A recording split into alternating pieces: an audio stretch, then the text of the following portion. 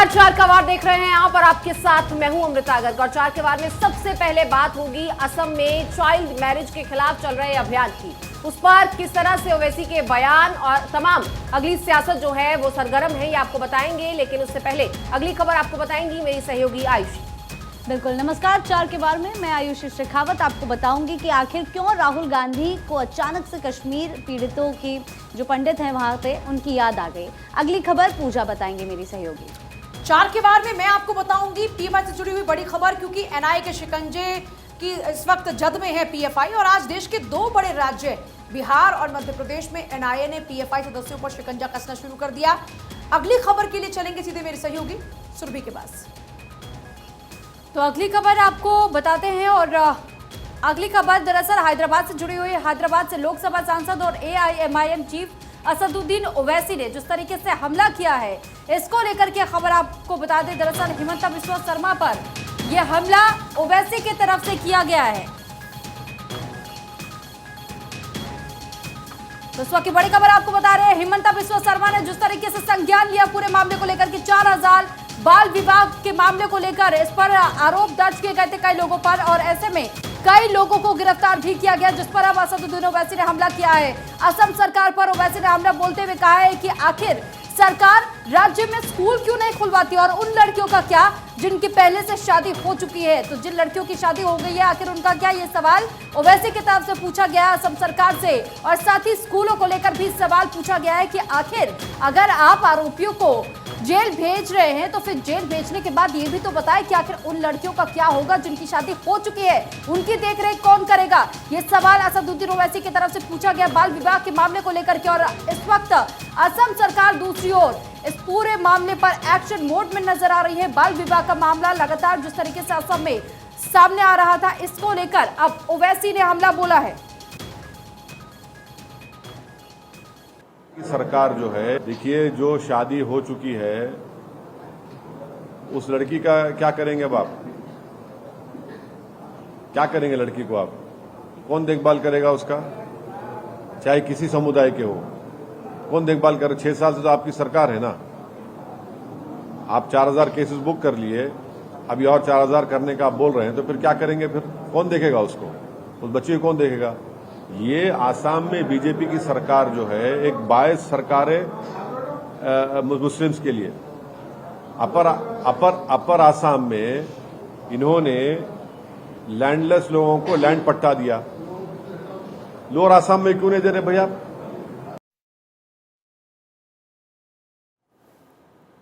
तो ओवैसी का ये गुस्सा आखिर क्यों फूटा है वो भी आपको बता देते हैं। दरअसल असम पुलिस ने राज्य में चाइल्ड मैरिज के मामलों में एक्शन तेज कर दिया है और पुलिस ने अब तक करीब 1800 लोगों को गिरफ्तार किया है। दरअसल पिछले महीने ही असम कैबिनेट ने बाल विवाह के खिलाफ कार्रवाई शुरू करने का फैसला किया था और सभी हितधारकों से इन मामलों में सहयोग मांगा था।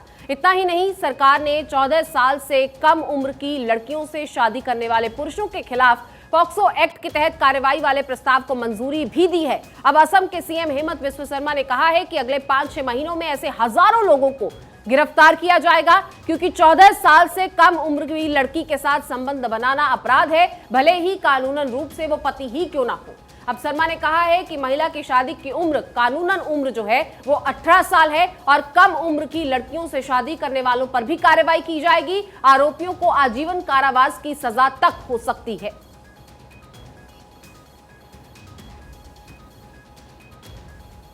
और इसी पर हमारे सहयोगी अक्षय राज जुड़ चुके हैं दिल्ली से हमारे साथ। तो अक्षय, हम देख रहे हैं कि लगातार इस पूरे मामले को अब भुनाने की कोशिश की जा रही है। सरकार की तरफ से जो फैसले लिए जा रहे हैं, असदुद्दीन ओवैसी का उस पर बयान सामने आता है और इस पूरे मामले में आगे भी हम देख रहे हैं कि सियासत जो है वो कम होती नजर नहीं आ रही। आने वाले दिनों में ये मुद्दा और भड़केगा और गर्माहट होगी।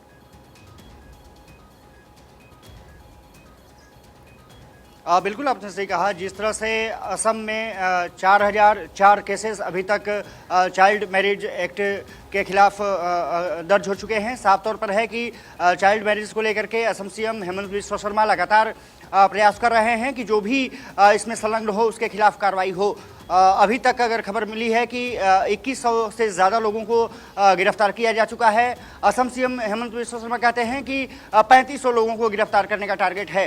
साफ तौर पर है कि 4004 केसेस, और उसके बाद असदुद्दीन अवैसी का बयान कि जो भी लड़कियों की शादी हुई है वो कहाँ जाएंगी, कैसे रहेंगी, और उसके खिलाफ उसके लिए सरकार ने क्या किया है। एक सवाल उठता है, निश्चित रूप से कहा जा रहा है कि असम में जिस तरह से मामला सामने आया है, क्योंकि ये जनवरी में पूरा प्रोसेस शुरू हुआ था, उससे पहले कैबिनेट में ये प्रस्ताव गया था। अब जनवरी से ये मामला शुरू होकर के फरवरी में पहुंच गया है, और निश्चित रूप से इस पर अब राजनीति होने लगी है। असदुद्दीन अवैसी जो AIM के चीफ हैं, उनका साफ तौर पर कहना है कि जिस तरह से ये मामला लिया गया है, पूरी तरह से असम CM और उनकी सरकार मुस्लिमों के खिलाफ बायस है। लेकिन साफ तौर पर है कि जिस तरह सरकार ने फैसला किया है कि 14 साल के जो नीचे तक जो बच्चियां हैं उनके खिलाफ अगर किसी ने शादी की है तो उनके खिलाफ पॉक्सो एक्ट के खिलाफ कार्रवाई की जाएगी। इससे कहीं ना कहीं असम में हड़कंप की स्थिति है, और ये माना जा रहा है कि आने वाले समय में जिस तरह से लोगों की गिरफ्तारियां हो रही हैं, वो गिरफ्तारियां काफी बढ़ सकती हैं। जिस तरह से वहाँ प्रोसेस शुरू हुआ है, निश्चित रूप से कह सकते हैं कि अब इस पर बड़ी राजनीति निश्चित रूप से आने वाले समय में जरूर होगी। बिल्कुल, बहुत शुक्रिया आपका इस पूरी जानकारी के लिए। आगे बढ़ेंगे और बात होगी भारत जोड़ो यात्रा की। राहुल गांधी को कश्मीर में क्या दिखा, ये बताएंगे आपको मेरी सहयोगी आयुषी शेखावत। जी बिल्कुल, बता दें कि भारत जोड़ो यात्रा के दौरान राहुल गांधी को घाटी में कश्मीरी पंडितों का दर्द दिखाई दिया। राहुल गांधी को टारगेट किलिंग दिखाई दी। टारगेट किलिंग की वजह से घाटी में डर और निराशा का माहौल दिखाई दिया। कश्मीरी पंडितों की पीड़ा राहुल गांधी से देखी नहीं गई, और उन्होंने PM मोदी को 2 पन्नों का एक खत लिख डाला। खत में राहुल गांधी ने कश्मीरी पंडितों की सुरक्षा पर चिंता जाहिर की, तो उपराज्यपाल मनोज सिन्हा पर भी निशाना साधा है।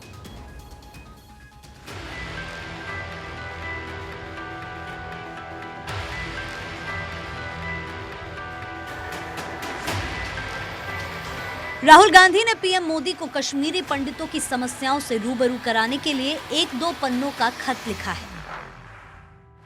राहुल गांधी ने कश्मीरी पंडितों की सुरक्षा के लिए गुहार लगाई है। राहुल ने लिखा है कि टारगेट किलिंग से परेशान कश्मीरी पंडित सुरक्षा की मांग कर रहे हैं। घाटी में डर और निराशा का माहौल है।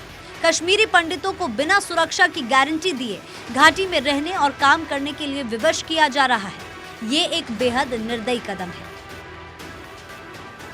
राहुल गांधी ने राज्यपाल मनोज सिन्हा को टारगेट करते हुए कहा कि आज जब सरकार से हमदर्दी और अपनेपन की उम्मीद है, तब उपराज्यपाल जी द्वारा कश्मीरी पंडितों के लिए भिखारी जैसे शब्दों का प्रयोग गैर जिम्मेदाराना है। वहीं उपराज्यपाल मनोज सिन्हा ने राहुल गांधी के खत पर कटाक्ष किया है। मुझे लगता है कि मुझे इस पर कोई प्रतिक्रिया देने की जरूरत नहीं। कुछ लोग आते हैं, मनोरंजन करते हैं, चले जाते हैं, और अगर मैंने कहीं दिया होगा बयान इस तरह का तो आप लोगों के ध्यान में जरूर आया होगा। तो मैं जिम्मेदारी से बात कर सकता हूं कि किसी को मैं भिखारी नहीं कर सकता। राहुल गांधी द्वारा प्रधानमंत्री को कश्मीरी पंडितों को लेकर जो चिट्ठी है, मैं उसका स्वागत ज़रूर करता अगर मैंने राहुल गांधी को फारूक अब्दुल्ला के गले मिलते हुए ना देखा होता। वो फारूक अब्दुल्ला जो कश्मीरी पंडितों के नरसंहार के पीछे समर्थन में खड़ा था, वो फारूक अब्दुल्ला जो कश्मीरी पंडितों को मरने के लिए छोड़कर लंदन भाग गया था। मैं फारूक अब्दुल्ला की चिंता को सच मानता और कृतज्ञ रहता अगर मैंने उन्हें महबूब मुफ्ती के गले मिलते हुए ना देखा होता। वो महबूब मुफ्ती जो यासीन मलिक जैसे कुख्यात आतंकवादी के समर्थन में खड़ी होती हैं, वो यासीन मलिक जिसने अनगिनत कश्मीरी पंडितों को मारा या मरवाया। राहुल गांधी ने ट्वीट में लिखा कि प्रधानमंत्री जी, भारत जोड़ो यात्रा के दौरान कश्मीरी पंडितों के प्रतिनिधि मंडल ने मुझसे मिलकर अपने दुखद हालात बताए। आशा है आप इस विषय में उचित कदम उठाएंगे। राहुल गांधी के इस खत से सियासी बवाल आने की पूरी उम्मीद है, और सवाल भी उठ रहे हैं कि क्या कश्मीर से धारा 370 हटाने वाले PM मोदी को कश्मीरी पंडितों की समस्याओं से और घाटी के माहौल से राहुल गांधी अवगत कराएंगे। क्या कश्मीर में चुनाव आते देख कश्मीरी पंडितों का कार्ड खेला जा रहा है? क्या कुर्सी के लिए मरहम वाली राजनीति का सहारा लिया जा रहा है? जब कश्मीर में कांग्रेस गठबंधन की सरकार थी, कांग्रेस ने कश्मीरी पंडितों की पीड़ा और दर्द को क्यों नहीं देखा, समझा, महसूस किया? तब उनके आंसू और दर्द दूर करने के लिए कोई कदम क्यों नहीं उठाए गए? इसी बीच हमारे साथ consulting editor Amit Mishra phone line पर जुड़ चुके हैं। अमित जी, आपसे मैं जानना चाहूंगी कि क्या यहाँ पर राजनीति चमकाने के लिए कदम उठाया गया है? ये जो 2 पन्नों का पत्र लिखकर भेजा है राहुल गांधी ने प्रधानमंत्री नरेंद्र मोदी को, ये तब याद क्यों नहीं आया जब गठबंधन की सरकार थी कांग्रेस की? आयुषी, सबसे पहले तो मैं बताऊं कि ये जो पत्र लिखा है वो भारत जोड़ो यात्रा के दौरान राहुल गांधी से विभिन्न जगहों पर कश्मीरी पंडित मिले थे। उनका एक डेलीगेशन उनसे मिला था और उन्होंने अपनी जो पीड़ा है, मौजूदा पीड़ा है, वो बताई थी कश्मीर में, और उनकी भी गलतियां बताई थी। यानी कांग्रेस पार्टी, जो आप सवाल कर रही हैं कि कांग्रेस पार्टी को तब उनकी याद नहीं आई, तो उस डेलीगेशन ने ये भी कहा था कि जब आपकी भी सरकार थी तब हमारे लिए जो योजनाएं थी या हमारे जो समावेश की योजनाएं यहाँ होनी चाहिए थी, जो हमें विस्थापित किया गया, उसके बाद वो भी प्रारूप में नहीं आया। और विगत वर्षों से जो आपकी सरकार नहीं दी है तो भी इस क्रिया में कुछ नहीं हुआ। धारा 370 के हटने का हमें कोई फायदा नहीं हुआ। ये कश्मीरी विस्थापित का जो डेलीगेशन राहुल से मिला था, उन्होंने ये बात कही थी। और उसके बाद राहुल गांधी ने जब श्रीनगर में शेर कश्मीर में अपना भाषण दिया, उसमें भी कुछ हद तक इसका जिक्र किया। उसके पहले प्रेस कॉन्फ्रेंस में इसका जिक्र किया। तो राहुल ने यहाँ आते ही इस मसले पर एक तरीके से प्रधानमंत्री को चिट्ठी लिखकर अपनी जो संवेदनाएं हैं, जो उनके साथ उन्होंने साझा की थी, उसको प्रारूप देने की कोशिश की कि उनको बाय फोर्सली ना भेजा जाए और जब तक कोई स्थितियां नहीं आए तब तक उनके लिए एक अच्छा इंतजाम किया जाए। ये राहुल की अपनी मंशा है। इसके पहले राहुल ये भी कह चुके हैं कि पहले की सरकार, जो उनकी भी सरकार थी और उनके जो राजनेता जो वहाँ हिस्सेदारी थी जो उनकी वहाँ सरकारों में, उन्होंने नहीं किया, तो उनकी गलती रही होगी। अब उसे सुधारा जाना चाहिए। ये एक नए तरीके से इसने शुरुआत करने की कोशिश की है राहुल गांधी के पत्र के साथ कि कश्मीरी पंडितों का जो रिश्ता है वो कांग्रेस के साथ बना रहे। ये निश्चित तौर पर एक राजनीति का ऐसा कार्ड है जो बदस्तूर खेला जाता रहा है। आयुषी जी बिल्कुल। अमित जी, हमारे साथ जुड़ने के लिए आपका बहुत बहुत शुक्रिया। और इसी बीच सुरेंद्र शर्मा हमारे संवाददाता ज़्यादा जानकारी के साथ जुड़ चुके हैं। सुरेंद्र, आपसे मैं जानना चाहूंगी, जो तस्वीरों को देखकर राहुल गांधी ने पत्र में लिखकर भेजा है प्रधानमंत्री को, क्या उसी तरह की तस्वीर है? क्या सच में राहुल गांधी कश्मीरी पंडितों का दर्द समझ पा रहे हैं? देखिए, बिल्कुल जिस तरह से कांग्रेस पार्टी ने हमेशा से कश्मीरी पंडितों के साथ एक बड़ा करीबी रिश्ता बनाए रखने की कोशिश की है। जब प्रधानमंत्री मनमोहन सिंह थे, उनके समय में जो है वो उनके लिए पैकेज अनाउंस किया गया, बार बार कांग्रेस पार्टी उसका भी जिक्र करती है कि उनके समय में, मनमोहन सिंह के समय में प्रधानमंत्री रहते हुए जो है वो कश्मीरी पंडित बड़े सुरक्षित थे, उनको टारगेट किलिंग नहीं किया जाता था। लेकिन आज जो है वो कांग्रेस पार्टी इसी पर सवाल उठा रही है कि भारतीय जनता पार्टी और केंद्र सरकार कश्मीरी पंडितों को वहाँ पे सुरक्षित माहौल देने में सक्षम नहीं है, उसमें फेल साबित हो रही है। और राहुल गांधी ने जिस तरह से प्रधानमंत्री को जो पत्र लिखा है, कश्मीरी पंडितों का एक बाकायदा डेलीगेशन, जब लखनपुर में राहुल गांधी ने एंटर किया था तो वहाँ पे उनका एक डेलीगेशन उनके साथ मिला था। और इन तमाम चीज़ों को जो है वो अब कहीं ना कहीं भुनाने की कोशिश हो रही है, क्योंकि राहुल गांधी भारत जोड़ो यात्रा संपन्न करने के बाद जो है वो उन्होंने एक सीधा जो केंद्र सरकार पर जो है वो सवाल उठाया हो और गेंद अब उनके पाले में डाल दी है कि जम्मू कश्मीर में कश्मीरी पंडितों को बिना वजह तंग किया जा रहा है। यहाँ की जो अफसरशाही है उनको मजबूर कर रही है, विवश कर रही है कश्मीर में जो है वो काम करने के लिए। आज एलजी मनोज सिन्हा जो है वो उन्होंने भी आज इन जो एम्प्लॉइज हैं उनके साथ मुलाकात की और ये कहा कि पूरा जो ऑडियंस है राज्य प्रशासन का, एलजी मनोज सिन्हा जो है वो कश्मीरी पंडितों की बात सुनते रहे हैं और आगे भी सुनते रहेंगे। और ये भी उन्होंने कहा कि कुछ लोग रास्ता भटकाने की कोशिश कर रहे हैं, कुछ लोग मिसगाइड करने की कोशिश कर रहे हैं। जो भी करना है राज्य प्रशासन को करना है, राज्य सरकार को करना है। और जी बिल्कुल सुरेंद्र, यहाँ पर राहुल गांधी ने न केवल चिंता जाहिर की है बल्कि मनोज सिन्हा को भी वो घेरते हुए नजर आए थे। हमारे साथ जुड़ने के लिए आपका बहुत बहुत शुक्रिया। अगली खबर क्या है बिहार से, आपको बताएंगे मेरी सहयोगी पूजा। जी हाँ, बिहार के मोतिहारी जिले में राष्ट्रीय सुरक्षा एजेंसी ने बड़ी कार्रवाई की है। मामला है चकिया थाना के कुआवा गांव का, जहां पर टीम ने 8 लोगों को हिरासत में लिया है। सभी से पूछताछ की जा रही है। पीएफआई सरगना रियाज मारूफ को भी हिरासत में लेने की जानकारी अभी तक है। इन लोगों पर अयोध्या में निर्माणाधीन श्री राम मंदिर को उड़ाने की साजिश रचने के आरोप है। सोशल मीडिया पर मैसेज के बाद इन सभी पर यह एक्शन लिया गया है। जानकारी के मुताबिक मैसेज में मीटिंग की चर्चा हो रही थी, जिसके बाद एनआईए ने यह कार्रवाई की है। जानकारी के मुताबिक 31 जनवरी को नेपाल के जनकपुर धाम के गंडकी नदी से चली शालिग्राम पत्थर को पूर्वी चंपारण के रास्ते अयोध्या ले जाया गया।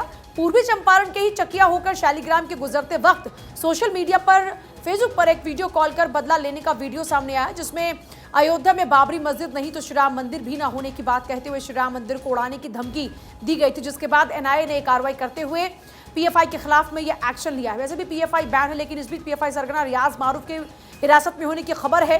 अयोध्या में श्री राम मंदिर को उड़ाने की धमकी के बाद यह कार्रवाई की गई है।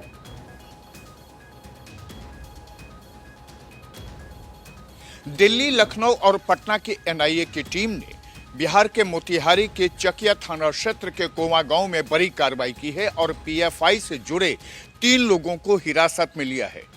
लोगों का ये कहना है कि कुल गिरफ्तारियां 8 हैं, इसमें से 3 वो हैं जो पीएफआई के वो लोग हैं जिन्होंने फुलवारी में अमित शाह के आगमन से पहले ही साजिश रचनी शुरू की थी, लेकिन उसमें से रियाज अहमद फरार हो गया था, जिसकी गिरफ्तारी एनआईए ने की है। हालांकि इसकी पुष्टि ना तो बिहार पुलिस कर रही है और ना ही एनआईए की टीम, लेकिन एनआईए की ये बड़ी कार्रवाई है जिसने मोतिहारी के चकिया के कोबा गांव में 8 लोगों को हिरासत में लिया है, जिसमें 3 की पुष्टि की जा रही है। कैमरामैन अजय के साथ प्रशांत झा, भारत 24, पटना। बिहार के चकिया से 8 लोग अभी तक हिरासत में हैं और जो राम मंदिर को उड़ाने की धमकी दी गई उसके बाद ये कार्रवाई की गई। मेरे साथ मेरे सहयोगी बिहार से जुड़े हैं प्रशांत झा। प्रशांत जी, बड़ी बात यह है कि एनआईए की लगातार ताबड़तोड़ छापेमारी वाली कार्रवाई भी चल रही है और पीएफआई के कई लोगों को उठाकर उनसे पूछताछ भी की जा रही है। देखिए, बिल्कुल सही बात है ये, क्योंकि पीएफआई जिस तरह से बिहार में एक्टिव हुआ था, पूर्णिया के सनगंज से लेकर के पटना, जो एक आपको याद होगा 17 जुलाई की घटना है जब यहां पर आने वाले थे प्रधानमंत्री और होम मिनिस्टर अमित शाह। उस दौरान पीएफआई ने जिस तरह से फुलवारी के ईशोपुर में एक संगठन बना करके यहां लोगों को ट्रेनिंग दे रहा था, उसके बाद जैसे ही ये खबर लगी थी ताबड़तोड़ छापेमारी हुई थी। बिहार पुलिस ने उस समय लोगों को गिरफ्तार किया था, लेकिन रात में जो कार्रवाई हुई है ये कार्रवाई रियाज के लिए हुई है। ये रियाज सबसे खतरनाक व्यक्ति माना जाता है और जो फरार था उस समय से, और अब इसकी गिरफ्तारी की बात कही जा रही है। हालांकि जो मोतिहारी के एसपी हैं कांतेश कुमार मिश्रा, उन्होंने किसी नाम की तो पुष्टि नहीं की है, लेकिन उन्होंने कहा है कि कार्रवाई हुई है और इस कार्रवाई में क्या है, वो चूंकि सरकार का मामला है और पूरा का पूरा मामला देश के जो सुरक्षा से जुड़ा हुआ है, इसलिए वो लोगों के नाम नहीं बता रहे हैं, लेकिन इस कार्रवाई की पुष्टि हो गई है और एनआईए को ये बड़ी कामयाबी मिली। बहुत शुक्रिया आपका पूरी जानकारी देने के लिए। एनआईए को ये बड़ी कामयाबी हाथ लगी है और अभी नाम नहीं बताया जा रहा, लेकिन हिरासत में लेकर पूछताछ लगातार जारी है। मध्य प्रदेश की राजधानी भोपाल से भी बड़ी खबर इस बीच आपको बता दें, यहां पर भी प्रतिबंधित संगठन पॉपुलर फ्रंट ऑफ इंडिया यानी पीएफआई के एक सदस्य को गिरफ्तार किया गया है। श्योपुर निवासी आरोपी वासिद खान को भोपाल से गिरफ्तार किया गया है। गिरफ्तार करने के बाद कोर्ट ने आरोपी वासिद खान को 8 फरवरी तक के लिए पुलिस रिमांड दी है। बताया गया है कि वासिद खान 2017 से ही पॉपुलर फ्रंट ऑफ इंडिया यानी पीएफआई से जुड़ा हुआ था। वासिद खान पीएफआई के आयोजित सभी कार्यक्रमों और गोपनीय बैठकों में भी नियमित रूप से सम्मिलित होकर संगठन के वरिष्ठ पदाधिकारियों के संपर्क में रहा करता था। पीएफआई सदस्य की गिरफ्तारी पर गृह मंत्री नरोत्तम मिश्रा ने क्या कुछ कहा वो आपको सुनवाते हैं। उन्होंने बताया कि वासिद खान को गिरफ्तार किया गया। पहले 18 लोग गिरफ्तार हुए थे। वासिद खान फरार था, जिसे भोपाल एटीएस ने गिरफ्तार किया है। वासिद खान पीएफआई की एक लीगल विंग थी, NCHRO, उसका काम करता था और उसका वो महासचिव भी था। इसको पकड़ा गया है। इसको अभी 8 तारीख तक की पुलिस रिमांड पर लिया गया है। पूछताछ में और भी कई विषय खुलने की संभावनाएं हैं। और देखिए, जोशीमठ की तस्वीरें आप सभी ने देखी, लेकिन जम्मू संभाग में इस बार क्या कुछ ऐसी ही तस्वीरें हैं, जानकारी देंगे आपको सुरभि। तो जम्मू संभाग के डोडा जिले में जोशीमठ जैसे हालात इस वक्त बने हुए नजर आ रहे हैं। जिले के ठाठरी की नई बस्ती में 21 घरों में दरारें आ गई और किसी अनहोनी से बचने के लिए 19 परिवारों के 117 लोगों को सुरक्षित स्थानों पर भेज दिया गया है। अधिकारियों ने एक धार्मिक स्थल तथा छात्राओं के लिए धार्मिक स्कूल को भी असुरक्षित घोषित कर दिया है।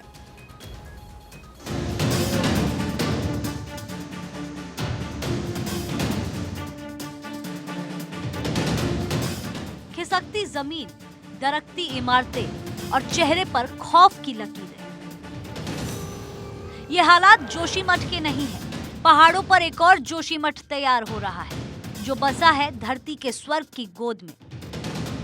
इस बार यह आपदा जम्मू कश्मीर में आई है। जम्मू के डोडा में भी जमीन धंसने लगी है। डोडा में 21 घरों में दरार आ गई है।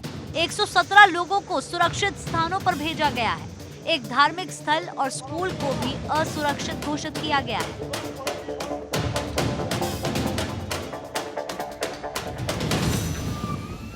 यहाँ पिछले कई दिनों से ये जो नई बस्ती ठाठरी के साथ में ये तो म्यूनसिपलिटी का ही एरिया है, ठाठरी में ही है ये, लेकिन आर्मी गेट के साथ में है। ये बड़े दिनों से सिंक हो रहा है, बैठता जा रहा है, दिन ब दिन ये ज़्यादा बैठता जा रहा है। और यहाँ कम से कम 10-15 लोगों के मकान जो हैं वो टोटल इतने बड़े क्रैक्स पड़ गए हैं कि वो कोई भी काबिल रिहाइश नहीं है। तो यहाँ 2-4 दिन से इंतज़ामिया भी काफ़ी एक्टिव है, वो कोशिश कर रहे हैं इनको किसी और जगह मुंतकिल करने के लिए। सिचुएशन अंडर कंट्रोल है। 19 + 2 21 स्ट्रक्चर्स जो कल इफेक्टेड थे, आज सुबह भी देखा गया जोन ऑफ इन्फ्लुएंस वहीं तक लिमिटेड है। सरकार ने जो है जियोलॉजिकल सर्वे ऑफ इंडिया की टीम भेजी थी, जो सुबह से स्टडीज जो है उनने अपनी की है, वो गवर्नमेंट को रिपोर्ट सबमिट करेंगे, उसी के बाद कुछ कहा जा सकता है। लोग यहाँ से जा चुके हैं। ये बेसिकली सारी आबादी वो थी कि जिनने गाँव से यहाँ आके जो है बच्चे पढ़ाने के लिए या किसी और मिलिटेंसी या किसी और वजह से यहाँ पे घर बनाए थे, तो इनके अल्टरनेट हाउसेस थे, इन्होंने प्रेफर किया वहीं पे जाना। हमारे 2 रिलीफ कैंप्स भी एस्टेब्लिश्ड हैं, तो कुछ लोगों ने वहाँ सामान रखा है, तो जो आना चाहे वो उनके लिए सारी फैसिलिटीज गवर्नमेंट ने अवेलेबल करवाई है। डोडा के हालातों पर जम्मू कश्मीर के उपराज्यपाल मनोज सिन्हा की भी पूरी नजर है। उन्होंने कहा कि वैज्ञानिकों के दल से बात हुई है, जोशीमठ जैसे हालात नहीं है। हर हलचल पर प्रशासन की पैनी नजर है।